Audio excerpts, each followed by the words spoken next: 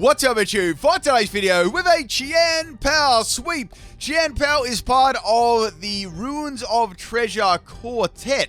Now, all of these Pokemon have these Ruin abilities. In this case, Chien-Pao has the ability Sword of Ruin. What does Sword of Ruin do? Basically, all the other Pokemon on the other side of the field have their defense reduced by 25%. Now, that's actually a sizable chunk of damage when you think about it, because it's got such a big attack stat, and it's also got very high speed as well, which is going to allow it to outspeed a lot of things and hit very, very hard. The only Pokemon these are obviously immune to this ability is another Chien-Pao. It is a Dark and Ice type, meaning it is 4 times weak to fighting, but with Terra around, there's always ways to get around it, and it's so fast and hits so hard, sometimes you don't even have to worry about that. Now, earlier on, I did a Treasures of Ruin team, so if you want to see all of them action, check it out on my channel. If you want to support the video, people, drop a like there, leave a comment below. What do you think of Chien-Pao in the comment section there, and let's get into it. So this is a random battle I had online. I'm not really sure of my opponent's name here, and we're going to be starting off with Ting Lu. Now, I will say this too, I wasn't actually actively going for a sweep for this Pokemon Pianxiao at all, because I was just using this team, so it just sort of randomly happened, so it was quite interesting. So the first Pokemon is going to be Talonflame, and Talonflame is going to be terratalizing into a flying type, so it's got them little balloons on its head. It's also going to be going for acrobatics, so now this is an extremely bulky Ting Lu set. This is a max health and max defense set with careful nature. It gets 155 base in health, which is absolutely insane, and it gets 125 base in its defensive stat too, which it's just a crazy bulky Pokemon. It has the ability Vessel of Ruin, which drops a special attack of the active Pokemon on the other side of the field by 25%. So they've all got these little abilities like, you know, dropping, the defense, special defense, those sort of things there. So very, very powerful abilities on these Pokemon. So I've got a couple of little entry hazards here up on the field. This Pokemon is very, very good at setting up entry hazards. So if you want a Pokemon like that in your team, if you need a role to be filled, this Pokemon is it. And it also is a Dark and Ground type Pokemon too. So not bad typing. So going for Regeneration here, I was actually trying to feint this Talonflame, but what it kept doing is using Roost over and over again. And since I had a fixed damage move, I was like, well, I can't really feint this. So I'm trying to get to the point where I can put it on a lower amount of health and maybe swap one of my other Pokemon in.